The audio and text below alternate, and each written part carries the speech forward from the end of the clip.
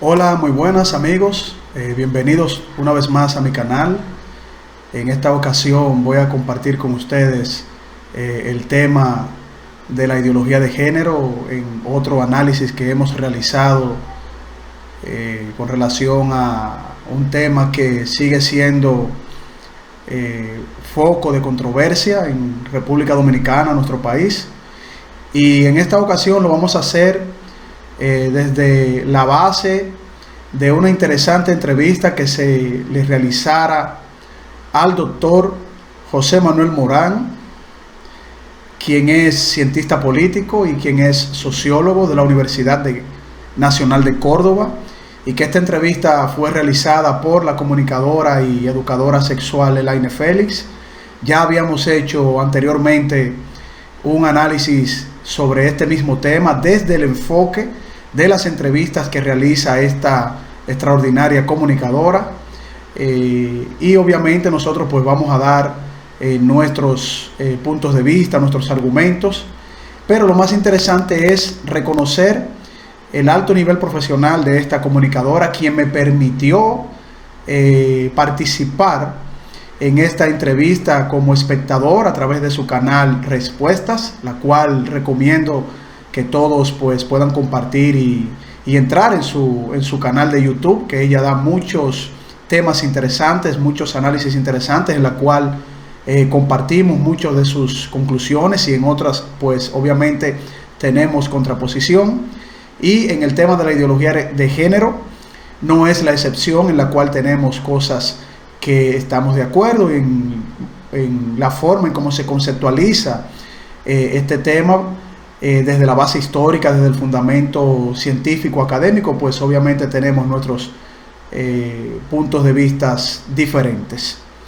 Agradeciendo nuevamente a Elaine Félix, y vamos a entrar a compartir con ustedes este análisis desde el momento en que yo les realizo varias preguntas al doctor José Manuel Morán, quien es cientista político, y que vamos a ver cuáles puntos no estoy de acuerdo con el planteamiento que él presentase sobre la formulación de mi pregunta. Ahora pasamos a compartir con ustedes esta entrevista. José Manuel, porque estamos recibiendo una pregunta de Carlos Veloz sobre este tema, y la voy a hacer precisamente ahora para que podamos continuar luego con otra que te voy a hacer. Carlos dice: nadie elige su género, pero el género es una construcción social. ¿Qué contradicción? O sea que sería bueno que tú le aclararas, porque él dice que nadie elige su género, pero el género es una construcción social. ¿Qué contradicción? Sí, no es una contradicción. De hecho, algo que todas, pero yo creo que de las que yo he leído al menos, todas las teóricas de género que han problematizado el tema de la identidad de género han rechazado las hipótesis voluntaristas. ¿Qué son las hipótesis voluntaristas? Las hipótesis que dicen que cada uno elige de manera libre su género. Decir que algo es una construcción social no significa que uno lo elija libremente, ¿sí? Es la sociedad la que empuja, y por sociedad me refiero a comportamientos culturales, a lo que aprendemos, a la crianza, etc. Nos empuja a sentirnos de determinados modos, ¿sí? Por ejemplo, yo nací en Chile y me siento chileno. No puedo elegir sentirme de pronto brasilero, por ejemplo, dominicano. No puedo. O sea, mi voluntad, incluso si tuviera la voluntad, o sea, si yo hoy digo, me voy a empezar a sentir a partir de mañana dominicano, probablemente mañana yo me voy a despertar, y por mucho que lo grite a los cuatro vientos, en mi conciencia voy a seguir sintiéndome chileno. Ahora, la chilenidad o el sentimiento nacionalista que sea, es evidentemente una construcción social, porque los países son construcciones sociales, ¿no? Y políticas. O sea, nadie puede decir que los países estaban ahí de manera natural antes de la historia, ¿sí? Los países y el nacionalismo son construcciones políticas y sociales que se nos meten en la cabeza y crean una conciencia identitaria, ¿sí? Para construir una identidad.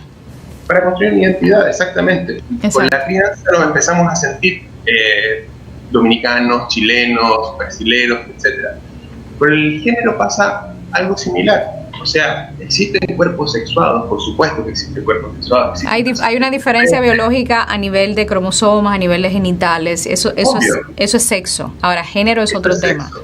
Exactamente, o sea, existen diferencias biológicas, existen diferencias fisiológicas, existen diferencias genéticas, absolutamente, pero totalmente. Ahora, decidimos ponerle a esas diferencias nombres y decidimos crear identidades en torno a esas diferencias, identidades hombre y mujer. Perfectamente, a lo largo de la historia podríamos haber elegido, en vez de crear diferencias e identidades en función de los genitales, por ejemplo, en función de la altura de la gente. Entonces tendríamos personas altas, medianas y bajas, por ejemplo, y que se autopercibirían así.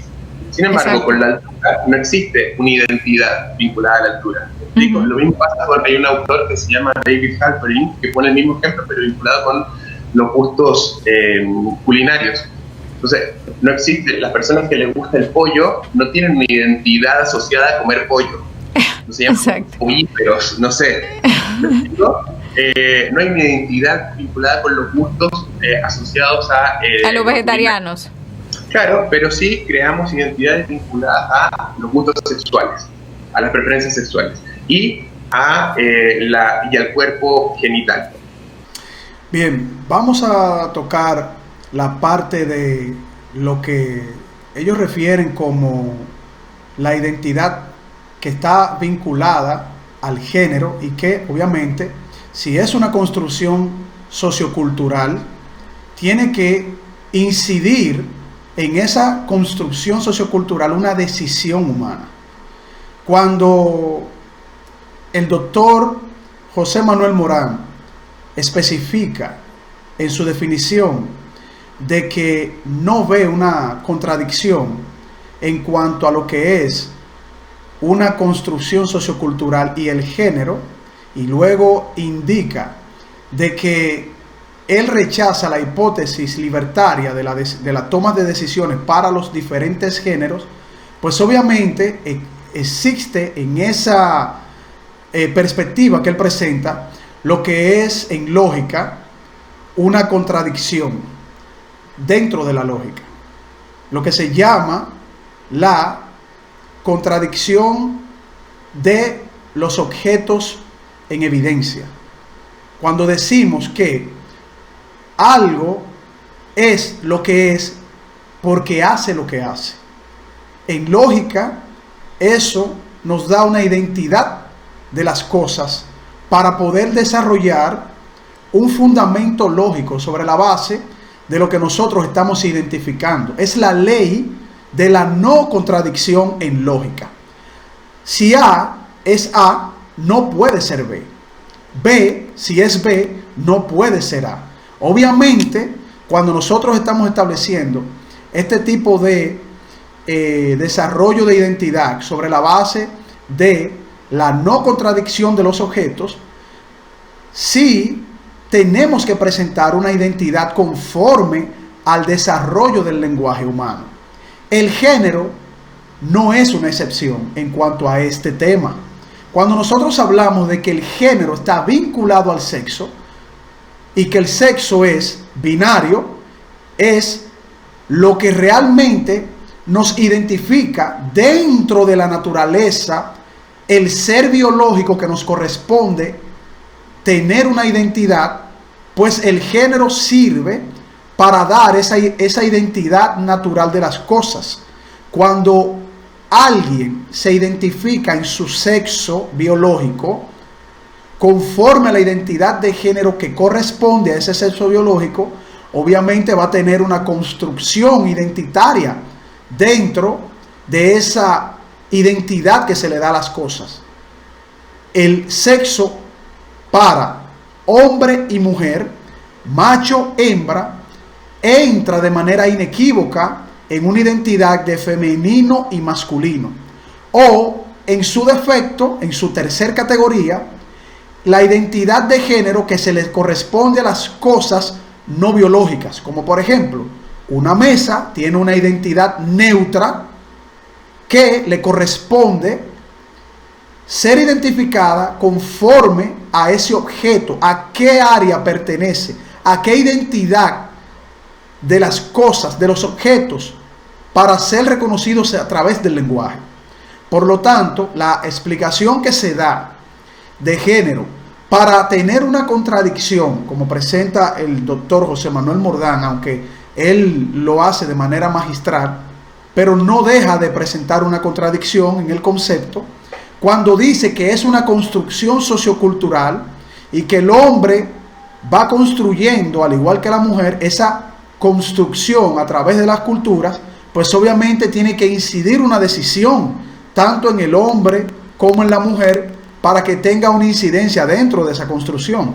Y de ahí viene lo que nosotros llamamos la deconstrucción que se presenta en lo que él llama teoría de género. Por lo tanto, tenemos que tener muy bien claro de que estas contradicciones dentro de estas teorías de género no se corresponden con una realidad física y biológica, porque todo tiene que estar sujeto a su identidad natural, que viene obviamente presentada a través del lenguaje, lo que en su momento estos constructores, ideólogos de esta teoría llamaron la deconstrucción del lenguaje. Y uno de los pioneros de esta presentación, de esta hipótesis de la deconstrucción del lenguaje, lo fue el marxista Jacques Derrida en los años de 1930. Por lo tanto, no se corresponde en la lógica esta definición dentro de las teorías de género, para que el género esté desvinculado de su esencia natural, del sexo biológico que crea esas identidades que solamente son hombre y mujer, desde el punto de vista de lo que presenta la biología humana. Vamos a continuar viendo esta interesante entrevista de Elaine Félix al doctor José Manuel Mordán, sobre la base del desarrollo de esta entrevista y sobre las otras preguntas que yo les realicé y que son muy fáciles de refutar. Ok, y esa parte ahí, José Manuel, la quiero unir con una de la información que para mí es muy valiosa, que me dio Taira Vargas, una de las antropólogas sociales dominicanas con más experiencia y con más peso aquí en República Dominicana por todas las investigaciones que ha hecho, donde ella decía: Elaine, es increíble cómo tú puedes confirmar que el género es una construcción social, porque ella que viajó a África y fue a comunidades y fue yo diría que a grupos totalmente inversos al occidente, encontró que hombres y mujeres tenían roles totalmente diferentes. Las mujeres hacían trabajos de fuerza, se encargaban de la ganadería, se encargaban de, por ejemplo, las tareas, por ejemplo, que tenían que ver con la productividad, y los hombres se encargaban de las tareas de cuidado. Entonces, era bien paradójico, porque nosotros de este lado del mundo no lo podríamos creer, porque entendemos que las tareas se vinculan mucho con nuestros genitales y con nuestra diferencia biológica. Pero fíjate cómo tú confirmas el hecho de que no necesariamente lo que nosotros vemos como femenino en este lado del mundo es lo femenino en África o en un país totalmente diferente a nosotros.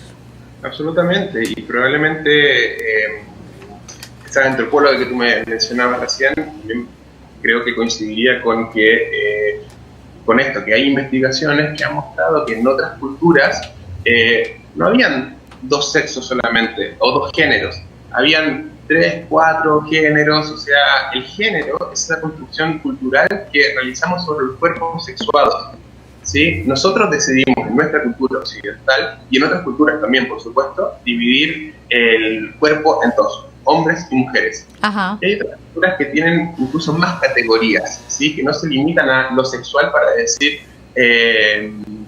que hay solamente, a los genitales, para decir que hay solamente un modelo binario de cuerpo. Eso no implica negar la biología, insisto, no implica negar que existe el pene, existe la vagina, existe el clítoris, existe órganos reproductivos, etc. Implica categorizar de manera distinta sobre esa superficie biológica a los cuerpos en rótulos diferenciados. Nosotros en nuestras sociedades no elegimos en realidad, en algún momento construimos ese modelo binario, ¿sí? Exacto. Y no podemos salir voluntariamente de eso. Si quisiéramos salir, bueno, sería un proceso de cambio cultural largo, etc.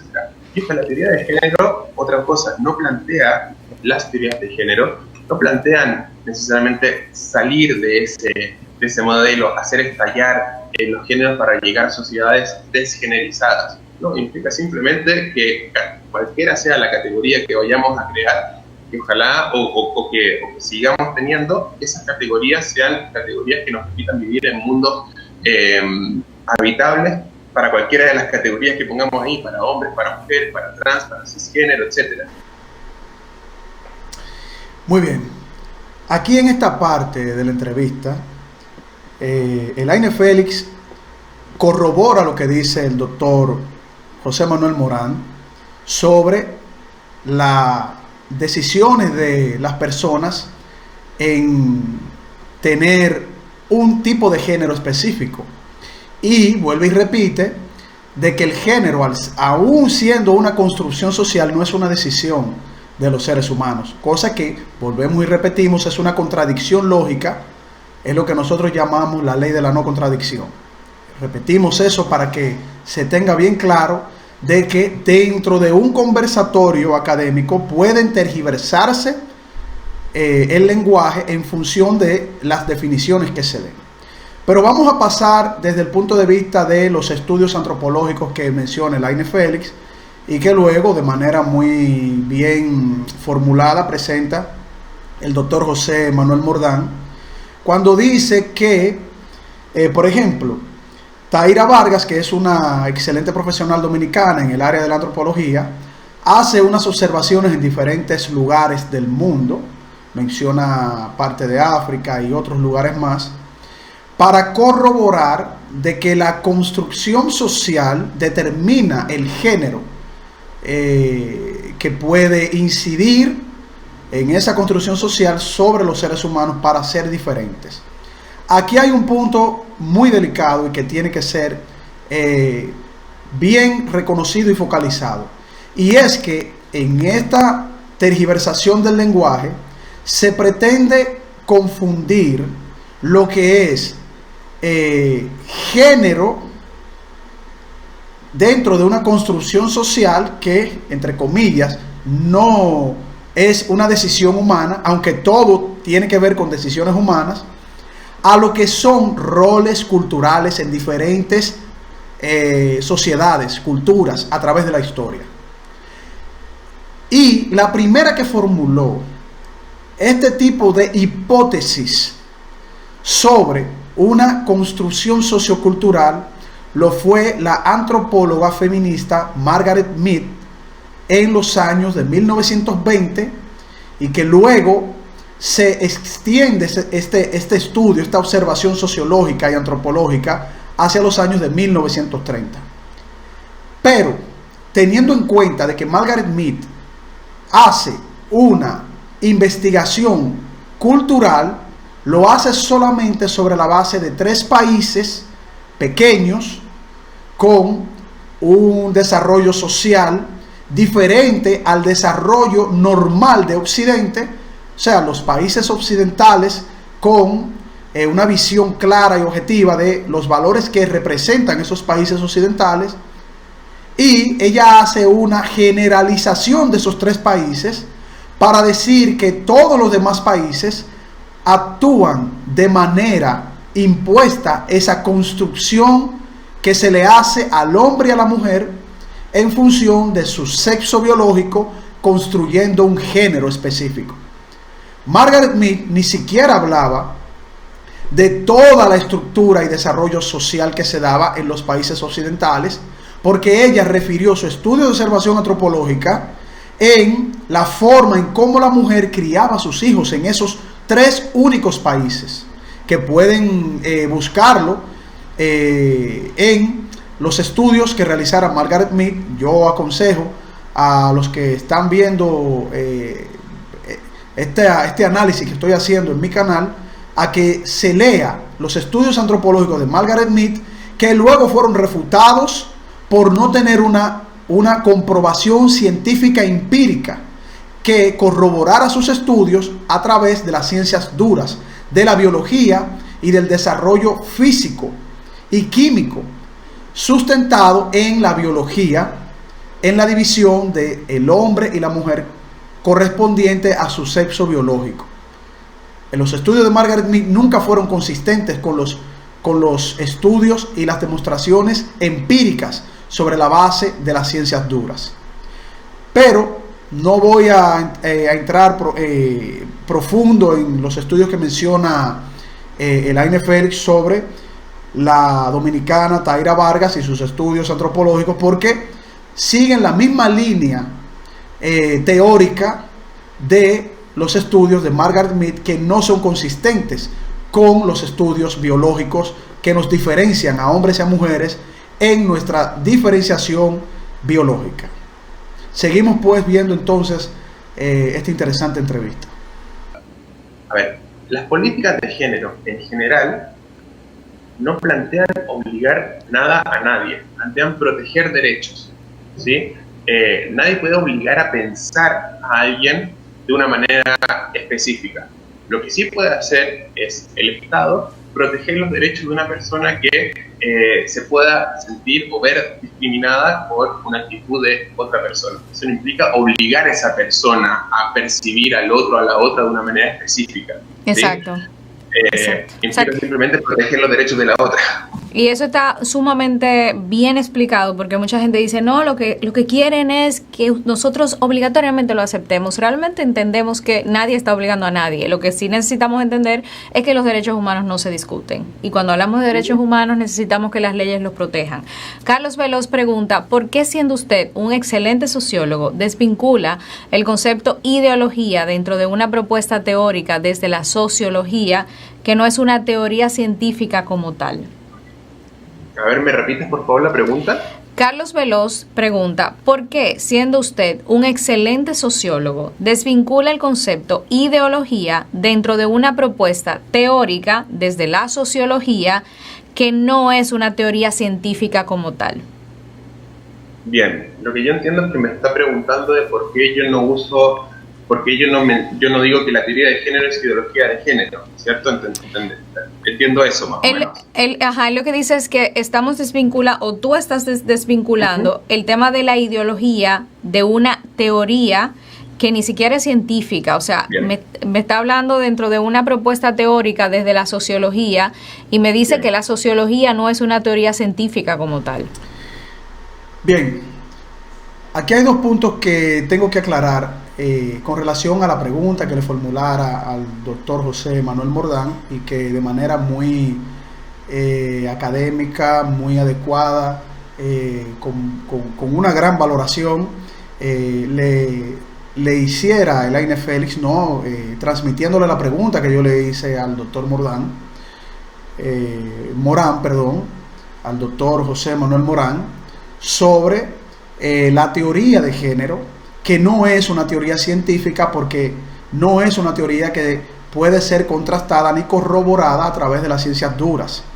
Lo único que yo quisiera corregirle a Elaine Félix, cuando al final ella confundió la parte de que la sociología no es una teoría científica. Obviamente no me refería a eso, me refería a la teoría de género, no a la sociología como tal, porque la sociología es una rama de las ciencias sociales dentro de las humanidades, que está apartada dentro, en términos académicos me refiero, dentro de las ciencias que corresponden a las ciencias fácticas, o a las ciencias que son materiales, a las ciencias duras, que podemos mencionar como la biología, la física, la química, la estadística, ¿no? en la parte matemática, y también la antropología y la arqueología, que sustentan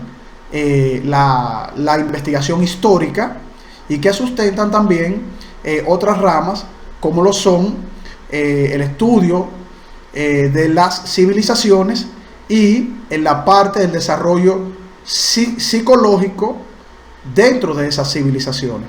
A eso era que me refería con que la teoría de género no es una teoría estrictamente definida dentro de la comprobación empírica de las ciencias duras, sino que dentro de las teorías de forma coloquial, de forma social, que se realizan, sí pueden ser teorías en función de la subjetividad que puede variar dentro de un estudio sociológico, dentro de un estudio antropológico, dentro de un estudio cultural y dentro de un estudio psicosocial, que no se mantienen estáticas y que pueden variar a través de los años, porque las culturas son muy variables y son muy difíciles de estudiar a través de la historia.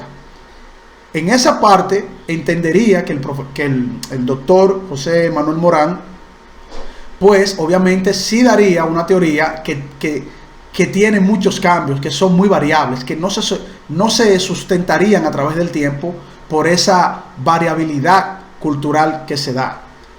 Y por otro lado también quiero referirle a Elaine Félix que sí hay una incidencia, sí hay un adoctrinamiento dentro de los estudios que se dan principalmente en jóvenes y en niños para cambiarle su forma de pensar. O sea, creo que ahí hay una confusión de su parte, porque si no fuese así, entonces también seguirían dentro de la teoría de género las mismas contradicciones, porque la teoría de género, dentro de las políticas de género, lo que buscan, entre comillas, es desarraigar y deconstruir toda esa forma de pensar que se tienen en las culturas que ellas llaman machistas y que han sido o han llevado una incidencia cultural desde la infancia temprana y que se dan en los colegios. O sea, ahí también se ve una contradicción dentro de las teorías, porque si ellos dicen que no hay incidencia, que a los niños y a los jóvenes no se le impone, no se le cambia su forma de pensar, pues entonces ¿para qué están presentando políticas de género que va a servir para deconstruir estereotipos que da la cultura y que crean una nueva forma de pensar y una incidencia en una multiplicidad de géneros? O sea, en esa parte es importante hacerle esa aclaración a Elaine Félix y también al doctor José Manuel Morán, porque siguen dentro de una profunda contradicción. Ahora yo quiero presentar, porque es bueno hablar con evidencias, es bueno hablar con incidencias que se tienen dentro de esas deconstrucciones que se quieren dar a través de estas políticas de género que se sustentan sobre la base de una teoría de género. Lo que sucede con los jóvenes a muy temprana edad que reciben un tipo de adoctrinamiento en políticas de género. En Inglaterra, por ejemplo, hay un aumento de disforia de género. Esto lo revela el The Sun, uno de los periódicos más importantes de Inglaterra, sobre un 944%. Esto quiere decir que de 139 casos que se dieron antes de implementar políticas de género a través de estas teorías de género, aumentó, luego de haberse implementado estas teorías de género, a 1.113 casos de disforia de géneros en niños, y que obviamente los ideólogos de estas teorías de género presentan este aumento, esta incidencia de disforia de género, no a las políticas de género, sino a una casualidad social que se ha venido dando luego de que se implementaran estas teorías y estas políticas de género en los colegios de Gran Bretaña. Obviamente los ideólogos de género no van a presentar la realidad de que en el momento en que se implementaron estas políticas de género para presentarle a los jóvenes y a los niños en las escuelas de que la multiplicidad de género tiene que ser algo que se acepte libremente y que su género femenino y masculino lo que ha sido es una construcción sociocultural Y ahí viene la contradicción que decíamos al principio, de que esta construcción sociocultural no es una decisión, sino que esto es algo que fue impuesto por la cultura. Entonces, obviamente, no van a enfocar el problema donde realmente está, que es en la incidencia y el adoctrinamiento que tienen estas políticas de género para que este aumento de disforia de género se dé, no solo en Inglaterra, sino también en Países Bajos, en toda Europa y ahora en América Latina, con informaciones estadísticas que hemos estado recibiendo también. Vamos a seguir viendo lo que nos explican Elaine Félix y el doctor José Manuel Morán en su explicación de lo que es una teoría. La sociología es una disciplina científica, académica, científica, al igual que la ciencia política, al igual que la psicología, al igual que las ciencias más naturales, la física, etcétera, con distintos métodos, pero son todos parte del abanico de la ciencia, ¿sí? Eso primero. Segundo, la teoría de género es una teoría que ha sido construida y producida por la academia y por las ciencias sociales, ¿sí? No nace de la nada, ni siquiera nace del activismo político en la calle. La teoría, específicamente, la teoría de género, nace de la academia, influenciada por académicas feministas, sin duda alguna, pero desde abordajes científicos propios de las ciencias sociales. Entonces, la teoría de género, cuando plantea que hay una diferencia entre el sexo, que es lo biológico, que la teoría de género las teorías de género no lo niegan, pero plantea la diferencia entre el sexo biológico y el género como la construcción cultural y social que se hace sobre el sexo biológico, está planteando una teoría que se ampara en procedimientos y métodos propiamente académicos, teóricos académicos. Posteriormente que se plantea la teoría de género, las ciencias sociales empezaron a realizar investigaciones empíricas para intentar corroborar o refutar esta teoría de género. ¿Qué hicieron? Básicamente en los años 60, 70, 80, la sociología, la antropología, etcétera, empezaron a realizar estudios transculturales para justamente corroborar que esto que decía la teoría del género, de que el género es una construcción cultural que se hace sobre el sexo biológico, era cierto. ¿Por qué? ¿Cómo lo corroboraron? Viendo que en distintas sociedades, en distintas culturas, las expectativas y los roles asignados diferencialmente a hombres y mujeres variaban. Con lo cual se corroboró empírica y científicamente lo que una teoría académica estaba diciendo. Entonces, decir que la teoría de género no es científica no es real, primero que nada.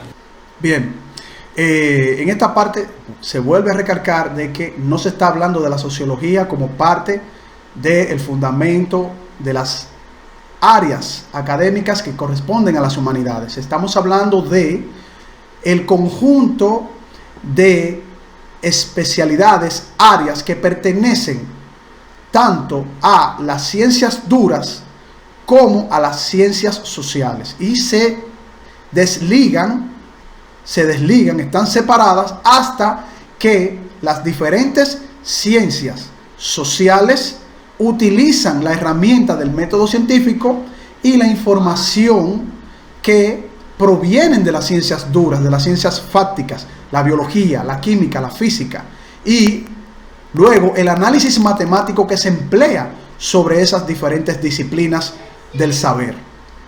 Por lo tanto, ya habíamos aclarado esa parte en el otro comentario anterior, pero es bueno recalcar y destacar de que la teoría de género no es una teoría que ha pasado el filtro del método científico.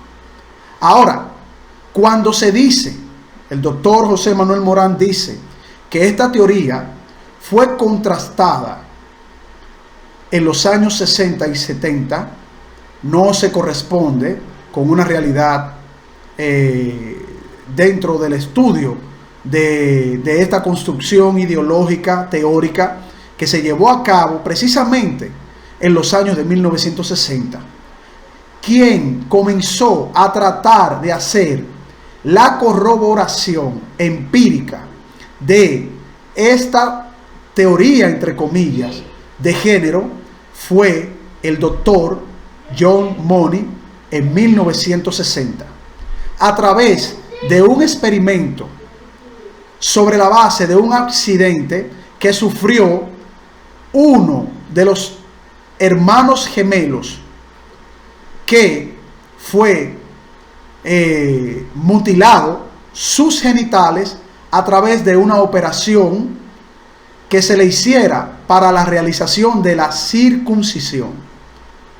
Los padres de los gemelitos que vieron al doctor John Money hablando de una pseudo teoría sobre la base de una construcción cultural que se da en el género y que podía ser moldeado si se llevaba a deconstruir todos esos estereotipos que recibimos supuestamente tanto niños como niñas para ser en el desarrollo de su formación biológica hombres y mujeres, pues se podía llevar a cabo este experimento y él podía salvar a ese niño que sufrió esa mutilación y construirle su identidad de género para que fuera una niña, conforme a la incidencia que pudiera recibir a través de esa a través de ese adoctrinamiento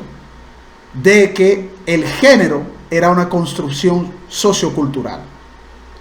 Lo que no dicen estos ideólogos de género a través de esta teoría, de esta pseudo teoría, porque no ha sido corroborada y además fracasó en los años 60 y 70 con precisamente este caso de este gemelito que al final nunca pudo ser adaptado ni ser adoctrinado, aunque se le puso, aunque se mutiló su parte, se crió como una niña, se le puso vestido, se le crió como toda una construcción de que su sexo no tenía absolutamente nada que ver, sino que su género era lo que iba a ser construido fuera de toda deconstrucción de los demás niños. Pues esa persona, ese gemelito que a través de los años nunca se pudo adaptar a esa mentira ideológica, terminó reconociendo su sexo y luego, por tanto trauma que recibió sobre la base de esta teoría de género, implementándosele esta política, terminó quitándose la vida, terminó suicidándose. Lo mismo que pasa con el montón de niños que reciben esa distorsión que los lleva a no reconocer su sexo biológico, su género vinculado a su sexo biológico, su género masculino o su género femenino, y terminan en una disforía de género y en un trastorno de la identidad. Que gracias a Dios, la ciencia, a través de los tratos adecuados, logran que los niños en un 98% logren reconocer a través del tiempo su identidad de género correspondiente a su sexo biológico, y las niñas en un 89%. O sea que este desenfoque, esta tergiversación del lenguaje que dicen estos propagandistas de esta pseudoteoría de género, que no se corresponde con la realidad biológica, y que quiere decir, vuelvo y repito, que el género es una construcción social, y que luego intentan desenfocar la realidad diciendo que al final no es una decisión humana, donde toda ideología, toda teoría, toda construcción social termina siendo una decisión humana, porque el libre albedrío humano no se desvincula de estas incidencias, de estas pseudoteorías, de estos adoctrinamientos que recibimos a lo largo del tiempo. Continuamos pues, sí, entonces viendo, y segundo con el tema de la ideología, perdón, te interrumpo brevemente para terminar con el tema. No hay problema. Ideología es un concepto que en las ciencias sociales se ha tendido a abandonar con el tiempo, y hace casi 30 años que en general no es que ya nadie lo use, el concepto de ideología, pero está muy en desuso. ¿Por qué? Porque ideología fue un concepto que definió sobre todo de manera fuerte el marxismo del siglo XIX, y Marx decía que ideología eran las falsas ideas que nublan nuestra conciencia y que no nos permiten ver la realidad objetiva que tenemos al frente, ¿sí? Básicamente, ideologías son falsas ideas. Las ciencias sociales problematizaron mucho a lo largo del siglo XX el concepto de ideología, porque si yo estoy diciendo que otra persona está nublada, entonces la pregunta es, ¿bajo qué criterio yo puedo definir que yo no estoy siendo nublado por ciertas ideologías y que veo mejor la realidad que otra persona? ¿Sí? Es como asumirse que uno tiene como una especie de ojo divino que me permite ver mejor la realidad que otros.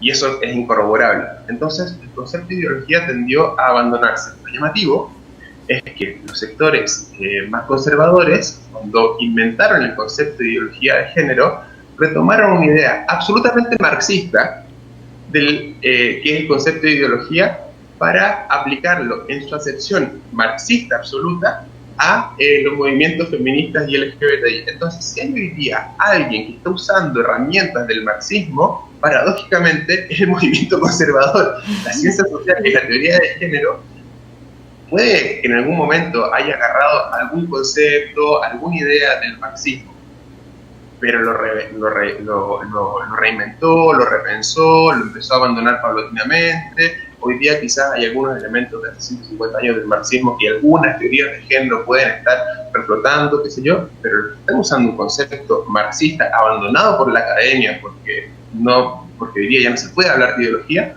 son los sectores más conservadores. Esa es la paradoja. José Manuel Morán da una explicación de lo que es una ideología y en muchos sentidos tiene razón. El concepto de ideología se tomó precisamente de la visión marxista para denigrar la posición de otra persona.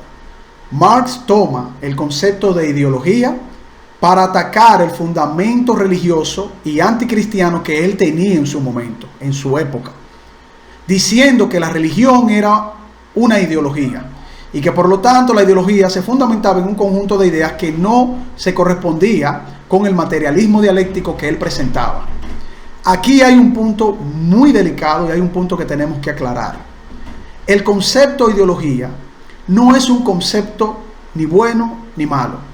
Es un concepto que se atribuye a un conjunto de ideas que pueden ser verificables a través del método científico, que pueden ser contrastables y que pueden tener una razón científica. La ideología es ese conjunto de pensamientos que vamos desarrollando en función de diferentes observaciones, experimentaciones, de incluso concepciones filosóficas y de análisis sociológicos. La ideología no es algo que corresponde solamente a una visión social o que pertenece a las áreas de las ciencias sociales y políticas. Y podemos mencionar un conjunto de ideologías que identifican una forma de pensar y que construyen una base, que construyen una comprensión que se fundamenta en un grupo determinado, sea científico, sea político, sea deportivo, sea religioso, etcétera, etcétera. Si nosotros desligamos a la ideología que pueda sustentar un tipo de visión, como lo es este fundamento de la ideología de género, que presenta para mí una pseudoteoría, porque no pasa por el filtro del método científico, pero que de manera coloquial se le puede llamar teoría. Si desvinculamos el término ideología de lo que es una teoría, no estamos entendiendo realmente ni lo que es una teoría científica, ni lo que es una teoría desde el fundamento coloquial, ni lo que es una teoría desde el fundamento sociológico, ni tampoco lo que es una teoría científica. Tenemos ideología dentro de la ciencia, como lo es el materialismo, que es un conjunto de ideas que se da dentro de una concepción científica. Tenemos el naturalismo metodológico, que es un tipo de ideología científica. Tenemos el racionalismo, el iluminismo, tenemos el capitalismo, el marxismo mismo, tenemos el feminismo.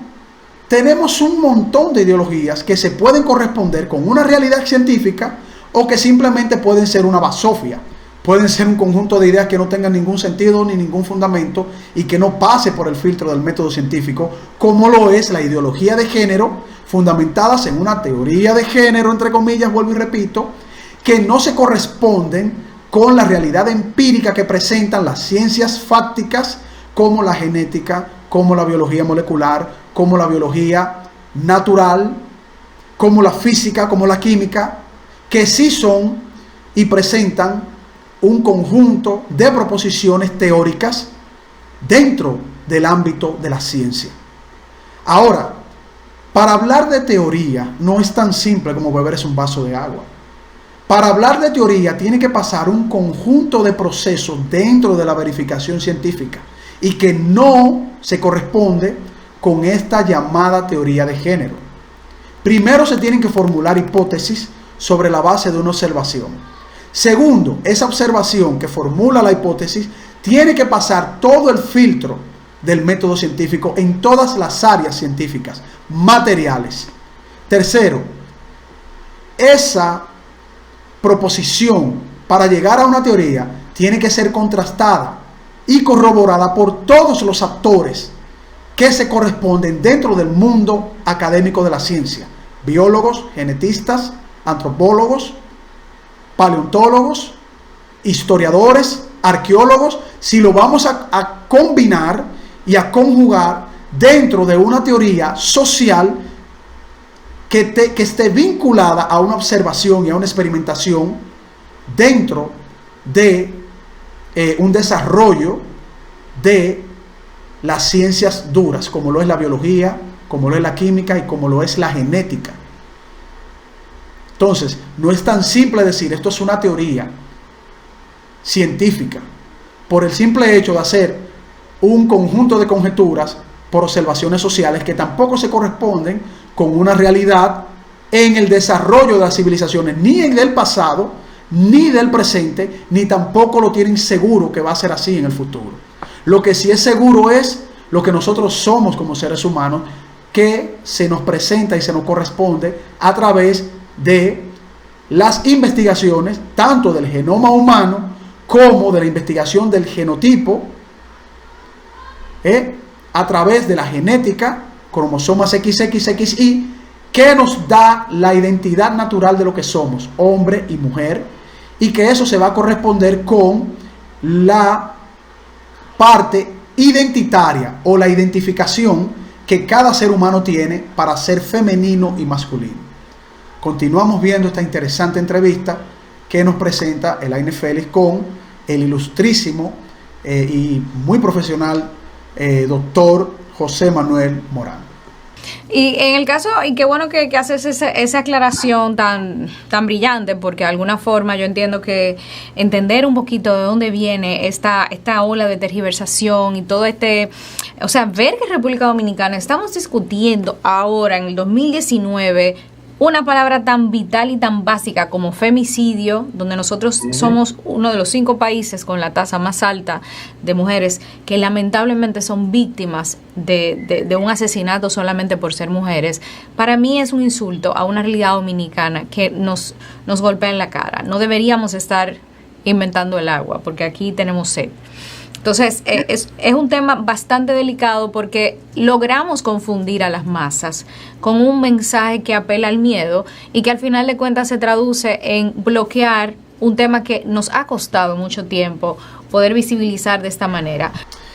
Bien, aquí volvemos a recalcar el punto que destaca la comunicadora y educadora sexual Elaine Félix. Ya lo hemos hecho en otros análisis de programas y también cuando alguien trae ese argumento a colación. Lo primero es que el término feminicidio se inventa en 1950. Es un término que no es vinculante en la parte legal, en la parte jurídica, no es un término vinculante, no es un concepto que se lleve a la realidad de los hechos, porque el término y la definición del concepto feminicidio lo que quiere implicar es que el hombre mata a la mujer por el hecho, por el simple hecho, por el puro hecho de ser una mujer. Eso es completamente falso. Los hombres no salen a las calles a matar mujeres porque simplemente no quieren saber de la mujer como tal, porque tienen una animadversión al sexo contrario, porque no quieren saber de que existan mujeres. Eso es una vulgar mentira. No lo digo que sea de Laine Félix, porque creo que Laine Félix se está aferrando a lo que escucha de otras feministas, porque esto es un invento, es una construcción feminista para crear una división y para crear un conflicto entre hombres y mujeres, porque de eso se trata el feminismo de la nueva ola, que es el feminismo más radical. Obviamente Laine Félix no pertenece, desde mi punto de vista, ¿no?, a ese feminismo radical, pero es lo que buscan establecer, una tergiversación de un concepto que ni siquiera en su conceptualización es vinculante para poder hacer un análisis concreto del problema de por qué el hombre en un momento determinado mata a su pareja sentimental. No es cierto. Si alguien se atreve a decir que un hombre sale a la calle y mató una mujer por el hecho de ser mujer, quiere decir que es un homicida en potencia sobre lo que es un homicida que llega a ser un homicida serial, un asesino serial, un homicida que sale a la calle con odio a una mujer o a una raza o a niños, varones, o a alguien que tenga 40 años de edad y que esa persona lo mate por el simple hecho de que alguien tenga 40 años de edad. Eso es un homicida serial. Pero el feminicidio, matar a una mujer por el hecho de ser una mujer, es una completa falacia, es un non sequitur, es algo que ni siquiera sirve para hacer un análisis concreto, serio, de por qué alguien en un momento determinado mata a su pareja, que en un momento le juró amor, le juró lealtad, le juró fidelidad, que estuvieron enamorados en un momento determinado y que por algún motivo mató a esa mujer. Decir que la mata por el simple hecho de ser mujer es jugar con la inteligencia de los demás. Agustín Laje lo explicó cuando vino aquí, pero eso es algo que no tiene que decirlo Agustín Laje. Agustín Laje no descubrió el agua tibia. Agustín Laje lo que está haciendo es una referencia seria de lo que muchos ya conocemos y que es una burla a la inteligencia de, en este caso, los dominicanos. Quería hacer esa aclaración humilde a una persona que yo, en lo personal, admiro y respeto y valoro mucho, como es la educadora y comunicadora Laine Félix, porque creo que ella tiene un concepto muy arraigado y adoctrinado de un feminismo. Si ella lo evalúa y lo analiza con profundidad, o si habla con abogados sobre este caso, le dirá que es algo completamente fuera de contexto decir que el hombre mata a la mujer por el hecho de ser mujer. Es como decir que una mujer mató a un hombre porque odia a todos los hombres del planeta y comete ese homicidio por ese acto. Continuamos viendo esta interesante entrevista que ya llega a su parte final. Juan José Manuel, ¿cómo tranquilizamos a las familias que están bloqueadas con el tema? Porque esas familias necesitan ayuda. Porque entiendo que como educadora sexual muchas familias no tienen las herramientas para poder manejar y decir muy tajantemente con mis hijos no te metas, porque las cifras hablan de embarazo adolescente, infecciones de transmisión sexual, procesos delictivos, inclusive adolescentes que están quitándose la vida por situaciones que la familia no puede manejar. Las cifras de nosotros son feas. Entonces, cuando hablamos de familias, necesitamos darles las herramientas para que podamos visibilizar estos temas y las cifras bajen. ¿Cómo podemos tranquilizarlos o darles un poquito de información para que entiendan que desde la escuela no tenemos la capacidad de gobernar el cerebro de los niños y sobre todo transformar el cerebro de los niños? Bien, aquí Laine Félix hace una categorización, creo que es una falacia de falsa equivalencia, o sea, equiparar que el movimiento Con Mis Hijos No Te Metas, por el hecho de decir con mis hijos no te metas, no hacen una propuesta concreta a ese reclamo que se hace. Yo creo que eso es quizás parte del desconocimiento de Laine Félix a las propuestas que se han llevado a cabo ante el Ministerio de Educación para que en las escuelas se lleve primero una correcta educación sexual fundamentada en valores, segundo, diferentes metodologías académicas y pedagógicas para los niños en sus diferentes edades y etapas, y tercero, llevar moral, ética a través de lo que desde nuestra identidad nacional como dominicanos tenemos en nuestros valores judeo-cristianos. Los valores que dicen que tenemos que amar a nuestro prójimo, que tenemos que amar a nuestras esposas, así como Cristo amó a la iglesia, que es algo muy grande de decir, que tenemos que hacer el bien a los demás, amar incluso a nuestros enemigos. Estas son propuestas que hace la cosmovisión que dice, con mis hijos no te metas. Pero no solo eso, también vemos en el Laine Félix nuevamente una contradicción cuando ella dice que el cerebro de los niños no se transforma, que el cerebro de los niños, no puede cambiar, y uno no se explica entonces por qué queremos hacer y presentar unas políticas de género que va a deconstruir el pensamiento de esos niños si esos niños no se le puede transformar su cerebro, no se le puede transformar su forma de pensar, no se le puede adoctrinar en una o X ideología. Seguimos viendo nuevamente las mismas contradicciones que presentan esta ideología feminista que se sustenta sobre la base de una ideología de género, que presenta unas políticas de género para adoctrinar a nuestros niños y hacerle cambiar su forma de pensar, deconstruyéndolos en unos estereotipos que dicen tener y por lo tanto cambiándole su forma de pensar. Seguimos viendo más contradicciones en estas presentaciones que hacen los que defienden esta ideología de género. Pues vamos a escuchar entonces qué le dice el doctor José Manuel Mordán sobre, vuelvo y repito, estas constantes contradicciones en los argumentos de los ideólogos de género. Y tú sabes que me preocupa mucho a mí, José Manuel, que la propuesta del grupo que se opone a que hablemos de derechos humanos, que hablemos de políticas de género o de teorías de género, no está proponiendo nada. O sea, con mis hijos no te metas, no me está proponiendo nada. Me está dejando la familia en un escenario todavía más oscuro del que tenía, porque obviamente no me estás diciendo cómo manejar una generación que es netamente digital, que tiene informaciones que le está llegando por todas las vías y que tiene un acceso a un contenido hipersexualizado que ni los padres pueden controlar. Entonces, necesitamos saber qué vamos a hacer con esos chicos que no tienen familia, con esos chicos que viven en zonas vulnerables, con esos chicos que necesitan una herramienta, porque lamentablemente el sexo se lo están introduciendo hasta por la sopa, yo diría. Nos hemos dado cuenta que el sexo vende y factura, y la pornografía se ha dado cuenta de que los niños y los adolescentes es una presa muy fácil para tergiversar informaciones que se vinculan con la sexualidad. Entonces me preocupa un poquito esa parte.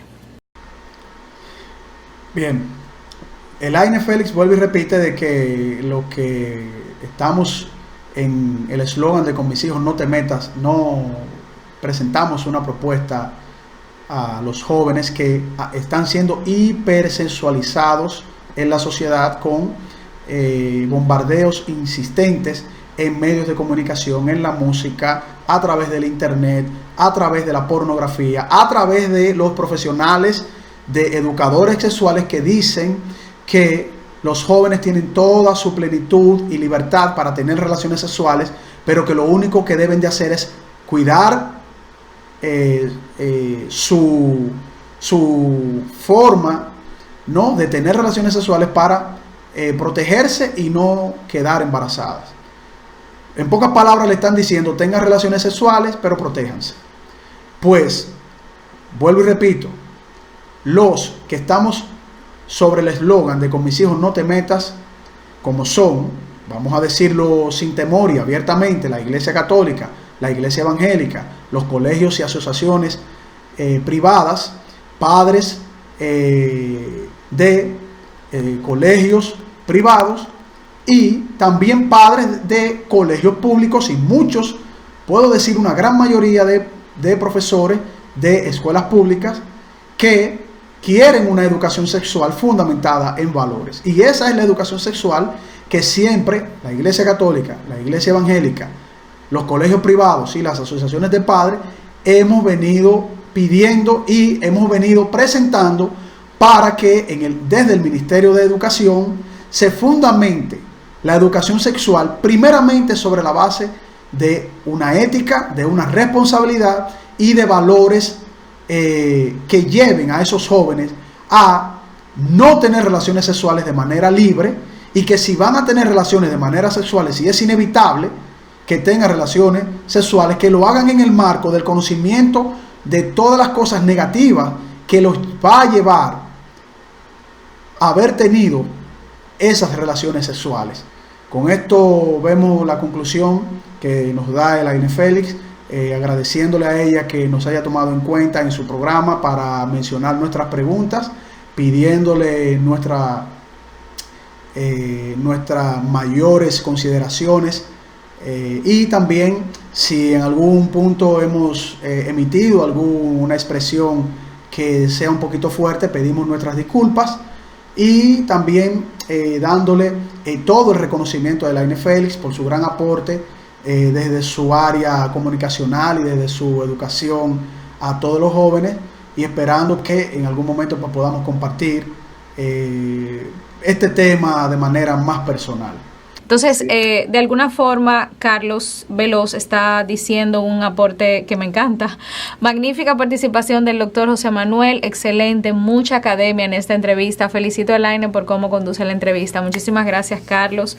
Nos encanta que te haya aportado y sobre todo que José Manuel te haya aclarado un poquito un tema que para mí es vital, que todos los entendamos.